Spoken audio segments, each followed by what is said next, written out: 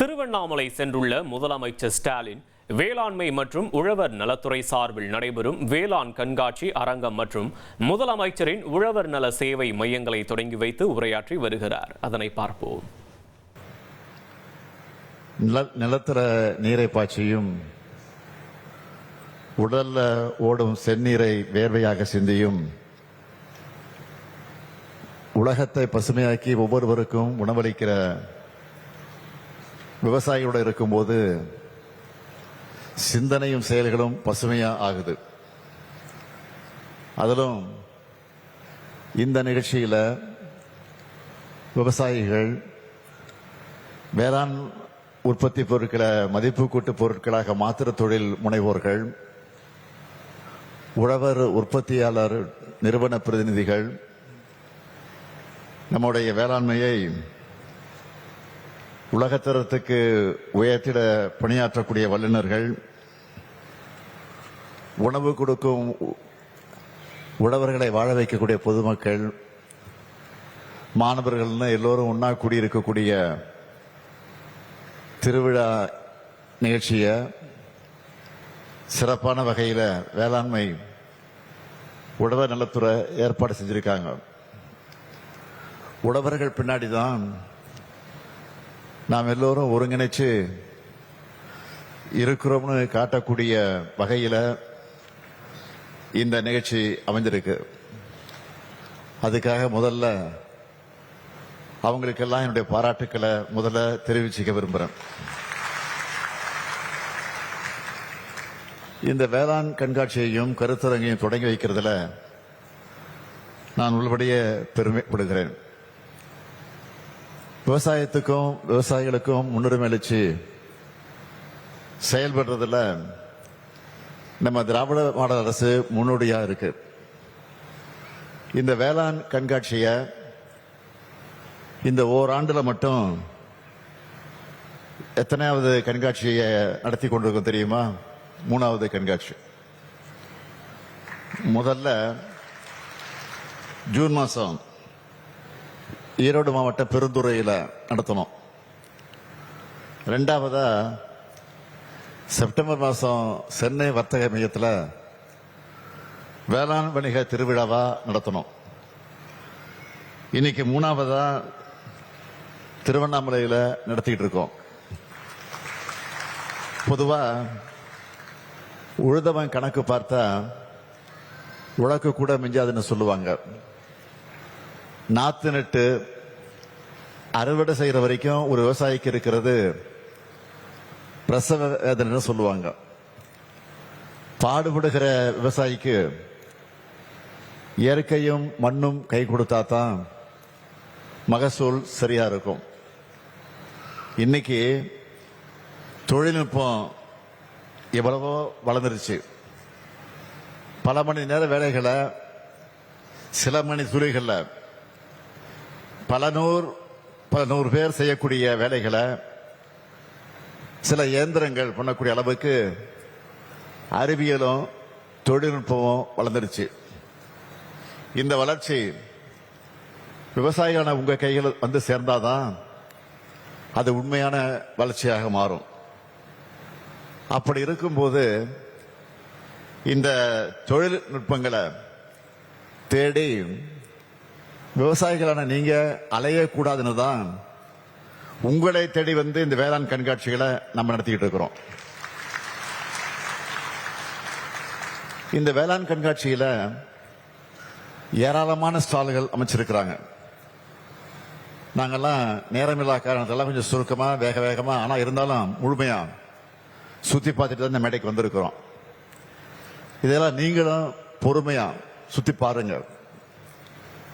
உயர் விளைச்சல் தரக்கூடிய புதிய பயிர் ரகங்கள், நவீன தொழில்நுட்பங்கள், புதிய கண்டுபிடிப்புகள், வேளாண் இயந்திரங்கள் மற்றும் கருவிகள், அறுவடைக்கு பிறகு தேவைப்படக்கூடிய மேலாண்மை நுட்பங்கள், மதிப்பு கூட்டு நுட்பங்கள், வேளாண்மையில மின்னணு தொழில்நுட்பங்கள், சந்தைப்படுத்தும் நுட்பங்கள், உயிர்ம மற்றும் இயற்கை வேளாண்மை, உணவு பதப்படுத்துதல், கால்நடை மற்றும் மீன் வளர்ப்பு நுட்பங்கள், பயிர்க்கடன், பயிர் காப்பீடு, வேளாண் ஏற்றுமதின்னு ஏராளமான விஷயங்களை பற்றி நீங்க இங்க தெரிஞ்சுக்கலாம்.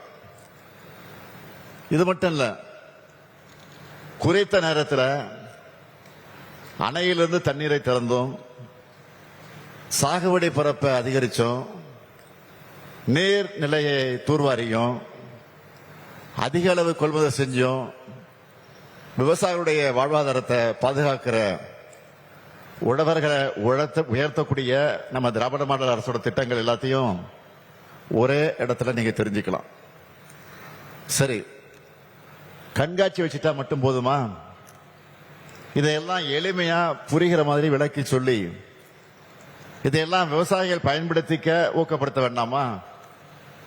அதுக்காகத்தான் 13 தலைப்புகள்ல வேளாண் விஞ்ஞானிகள் மற்ற விவசாயிகளுக்கான கலந்துரையாடலும் ஏற்பாடு செஞ்சிருக்கிறோம்.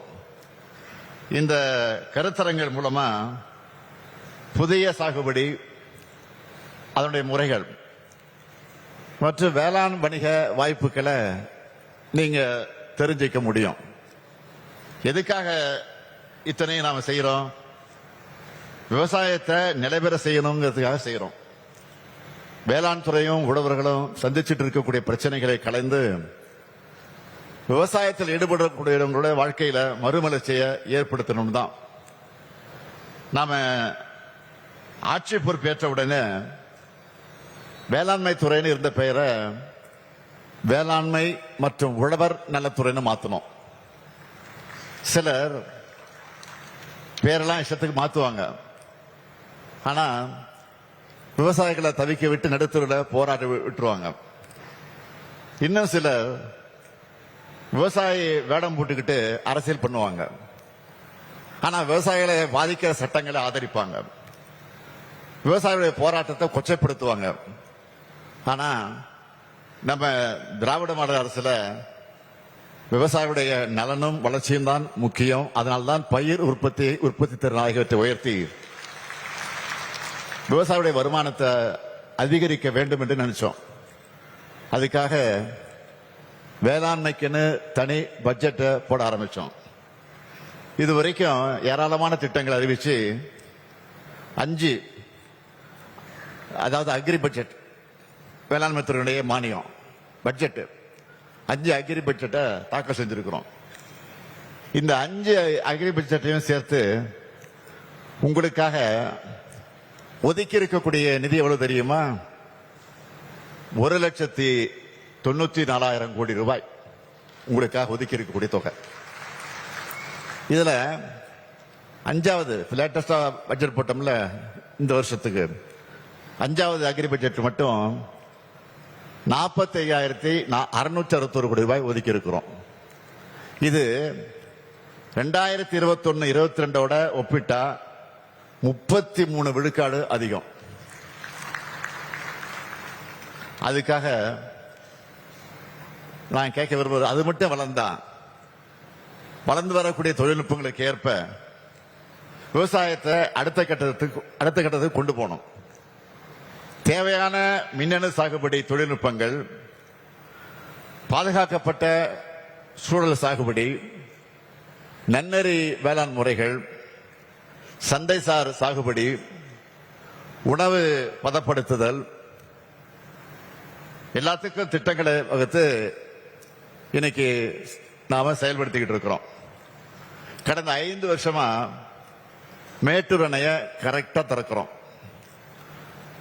அதோட 20 லட்சம் விவசாயிகள் பயனடையக்கூடிய வகையில் 481 கோடி ரூபாய் செலவில் குறுவை சிறப்பு தொகுப்பு திட்டம் கொண்டு வந்திருக்கிறோம்.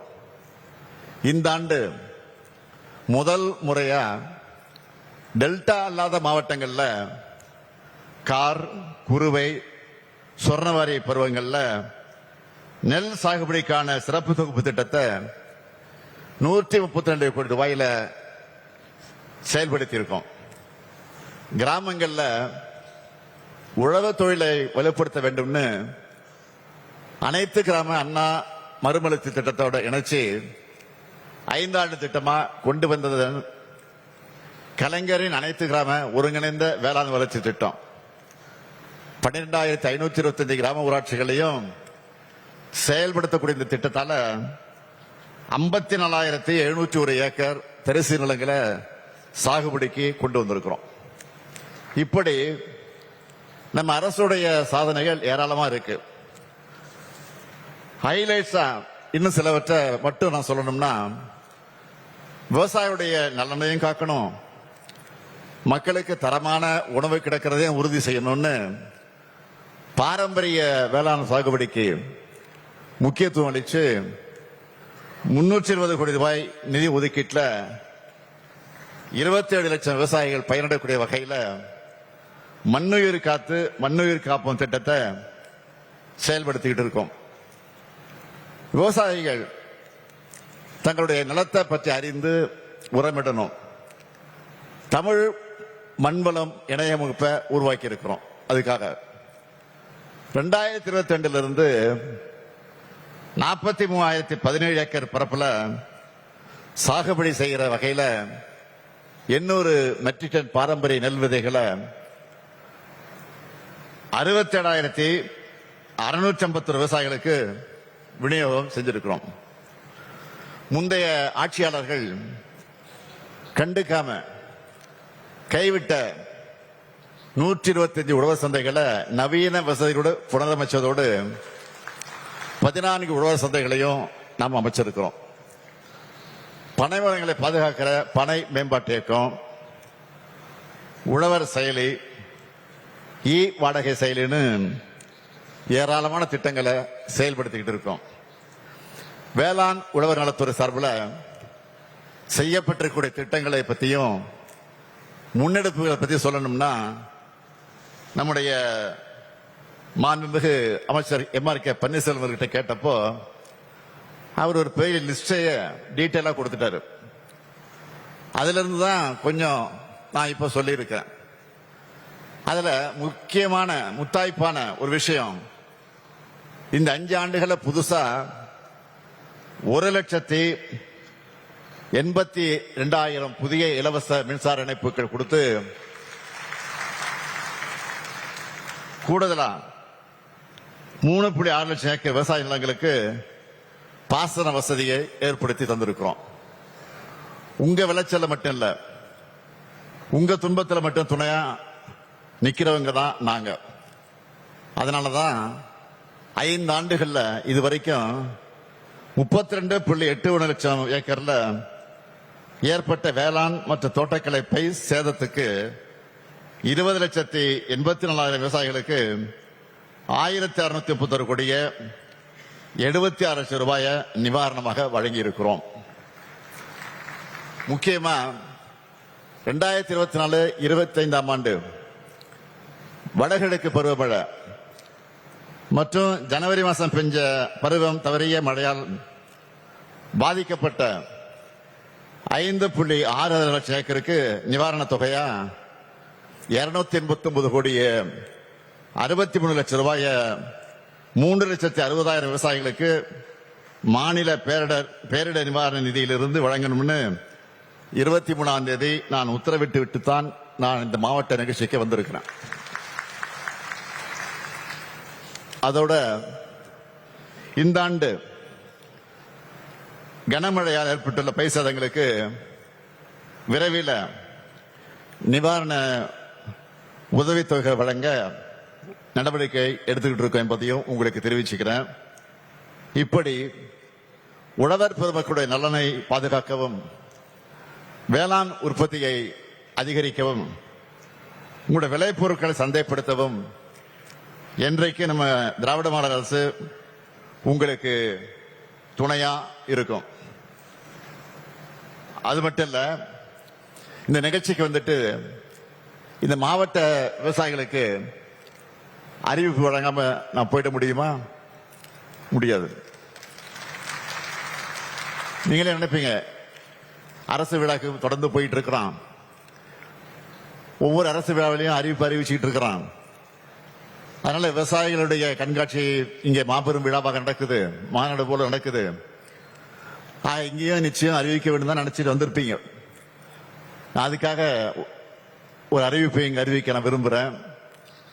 திருவண்ணாமலை விற்பனை குழுவில் வாடகை கட்டடத்தில் இயங்கி வரக்கூடிய பெரணமல்லூர் ஒழுங்குமுறை விற்பனை கூடத்துக்கு புதுசா 500 மெட்ரிக் டன் கொண்ட சிறப்பு கிடங்கு, அலுவலகத்துடன் கூடிய பரிவர்த்தனை கூடம் மற்றும் விவசாயிகளுடைய ஓய்வு பெற 3 கோடி ரூபாய் மதிப்பில் நிறுவப்படும்.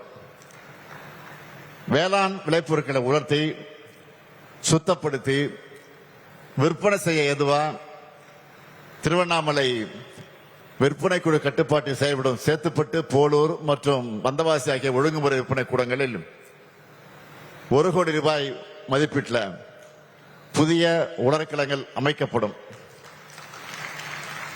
இந்த கண்காட்சியும் உலக வளர்ச்சிக்கு உதவியா இருக்கும். நம்ம ஆட்சியுடைய திட்டங்களுக்கு சாட்சிதான் இத்தகைய கண்காட்சி. எனவே இந்த கண்காட்சியில பார்க்கிற பயனுள்ள தகவல்களை, தொழில்நுட்பங்களை விவசாயிகளான நீங்க சிறப்பா பயன்படுத்தி அதிக விளைச்சலையும் விலையும் பெற்று முகத்திலையும் உள்ளத்திலையும் புன்சிரிப்போடு வாழணும் வாழ்த்தி, உங்களுக்காக திராவிட மாடல் அரசு இருக்கு, ஏன் இந்த முத்துவேல் கருணாநிதி ஸ்டாலின் இருக்கேன் என்று உறுதியளித்து விடைபெறுகிறேன். நன்றி, வணக்கம். திருவண்ணாமலையில் உழவர் நல சேவை மையங்களை தொடங்கி வைத்த பிறகு முதலமைச்சர் மு.க. ஸ்டாலின் பேசிய காட்சிகளை முழுமையாக பார்த்தோம்.